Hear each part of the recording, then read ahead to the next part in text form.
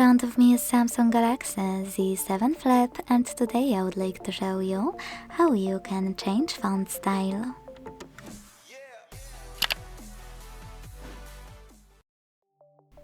Begin by opening Devices Settings. No tricks or apps needed. Then scroll to Hit Display. Scroll again to choose Font Size and Style. And finally, after tapping on Font Style, apply any of those fonts by tapping on it and going back.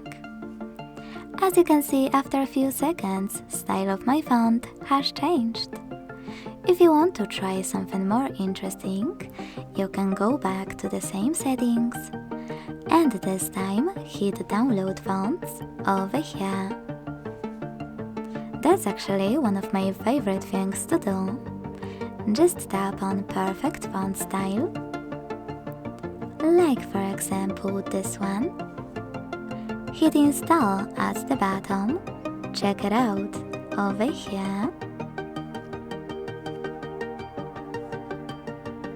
And when it's ready, go back to the same section in your device's settings to apply it by tapping on it on the list.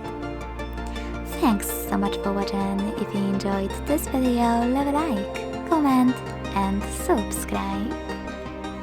Bye!